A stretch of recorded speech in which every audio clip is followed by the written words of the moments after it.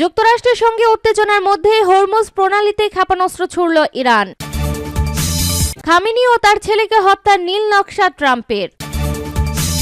ইরানের সরাসরি নিয়ন্ত্রণে হিজবুল্লাহ, ইসরায়েলের বিরুদ্ধে চূড়ান্ত যুদ্ধের প্রস্তুতি। ইরানে হামলার প্রস্তুতি, ট্রাম্পকে নিজের চেয়ার বাঁচানোয় মনোযোগ দিতে বললেন সহকারীরা। চাপের কাছে মাথা নত করব না, ইরানি প্রেসিডেন্টের হুঁশিয়ারি। কাতার থেকে সেনা প্রত্যাহার, ইরানে হামলার বিরোধিতায় মার্কিন কংগ্রেসের একাধিক সদস্য। এবং সর্বশেষ জানিয়ে দেব, তেহরানে শিক্ষার্থীদের সরকার বিরোধী বিক্ষোভ। শিরোনাম শুনছিলেন, এবার বিস্তারিত।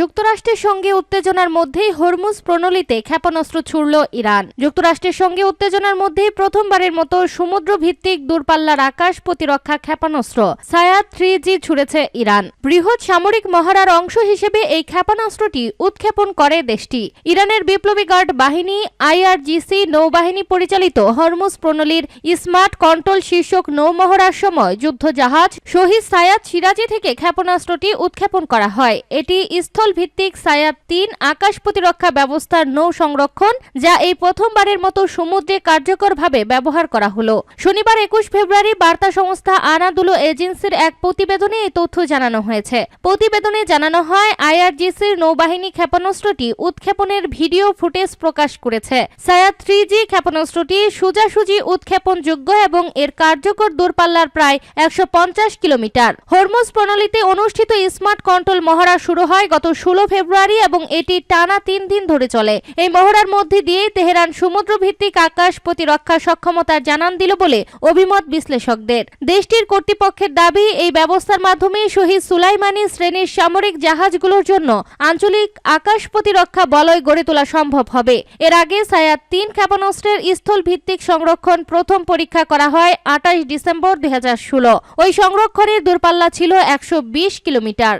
খামেনি ও তার ছেলেকে হত্যার নীল নকশা ট্রাম্পের। ইরানের পারমাণবিক কর্মসূচি ঘিরে উত্তেজনার মধ্যে মার্কিন প্রেসিডেন্ট ডোনাল্ড ট্রাম্পের সামনে একাধিক বিকল্প রয়েছে। তেহরান যদি যুক্তরাষ্ট্রের শর্ত না মানে, তাহলে ইরানের সর্বোচ্চ নেতা আয়াতুল্লাহ আলী খামেনি ও তার ছেলে মুস্তফা খামেনির হত্যার পরিকল্পনাও রয়েছে।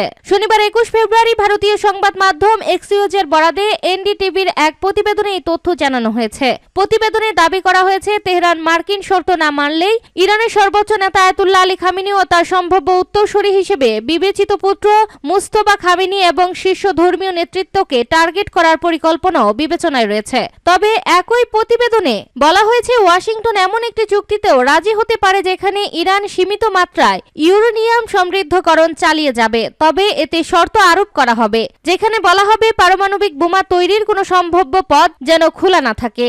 ইরানের সরাসরি নিয়ন্ত্রণে হিজবুল্লাহ, ইসরায়েলের বিরুদ্ধে চূড়ান্ত যুদ্ধের প্রস্তুতি। লেবাননের শক্তিশালী সশস্ত্র গোষ্ঠী হিজবুল্লাহকে সরাসরি নিয়ন্ত্রণ নেওয়া হয়েছে ইরানের ইসলামিক বিপ্লবী গার্ডের। আন্তর্জাতিক সংবাদ মাধ্যম আল আরাবিয়া এর প্রতিবেদনে বলা হয়েছে, যুক্তরাষ্ট্র যদি ইরানে হামলা চালায়, তখন হিজবুল্লাহর যোদ্ধাদের প্রস্তুত করা হচ্ছে ইসরায়েলের বিরুদ্ধে যুদ্ধ করার জন্য।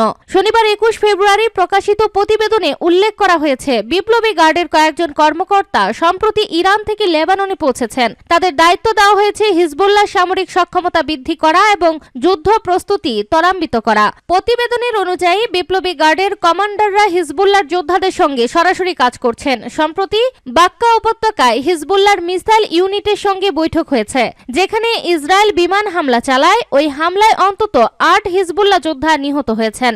ইসরায়েলের সূত্র বলছে, হিজবুল্লাহ সামরিক সক্ষমতা বৃদ্ধি পাওয়ায় তারা যে কোনো সময় বড় ধরনের অভিযান শুরু করতে পারে। ইরানের মিত্রকে শক্তিশালী করে প্রতিরক্ষা ও হামলার প্রস্তুতি নিচ্ছে।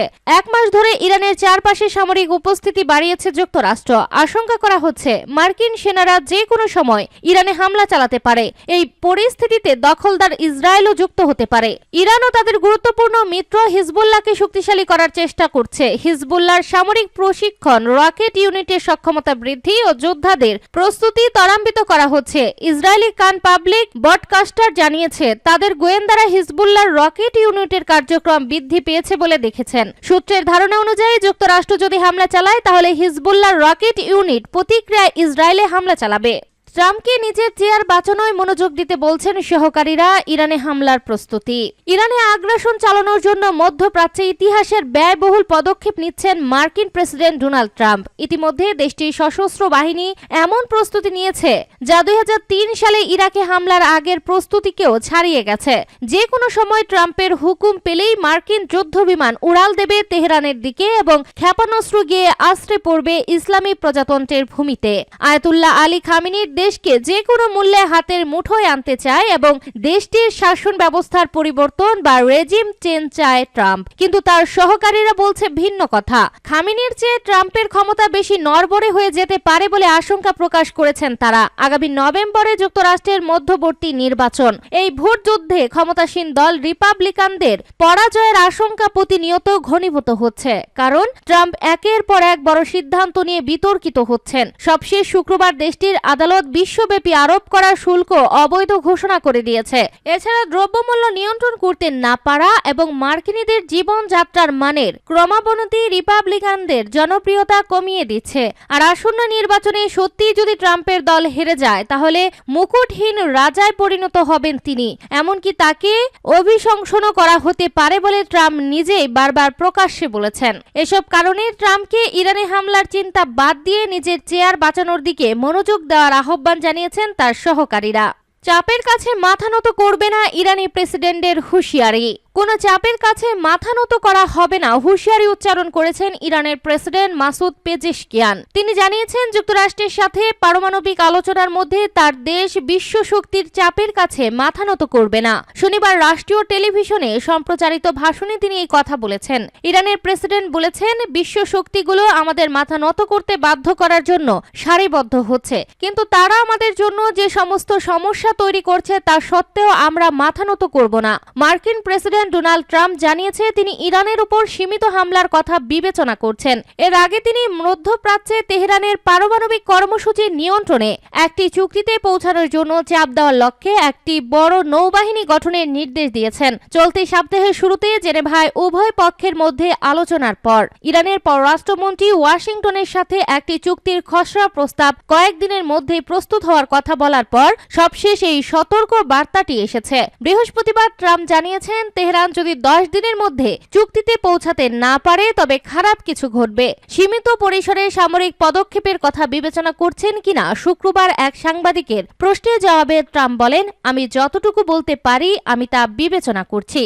কাতার থেকে সেনা প্রত্যাহার। ইরানে হামলার বিরোধিতায় মার্কিন কংগ্রেসের একাধিক সদস্য।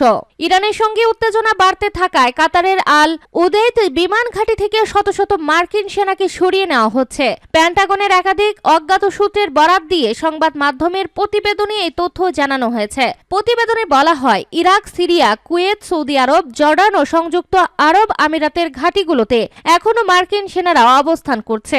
এদিকে ইরানের বিরুদ্ধে সামরিক হামলার বিরোধী করেছে মার্কিন দুই কংগ্রেস সদস্য।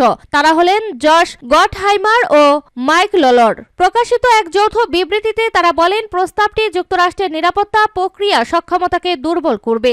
একই সঙ্গে কংগ্রেসম্যান থমাস মেসি ওরখান্না যে ওয়ার পাওয়ার্স রেজুলেশন উত্থাপন করেছে তাতে কংগ্রেসের অনুমোদন ছাড়া ইরানের বিরুদ্ধে সামরিক শক্তি ব্যবহারের নিষেধাজ্ঞার প্রস্তাব করা হয়েছে। বিশ্লেষকদের মতে ইরানের উপর সম্ভাব্য মার্কিন হামলার আশঙ্কা এবং তার জবাবে তেহরানের পাল্টা আঘাতের হুমকির কারণে এটি সতর্কতামূলক পদক্ষেপ হতে পারে।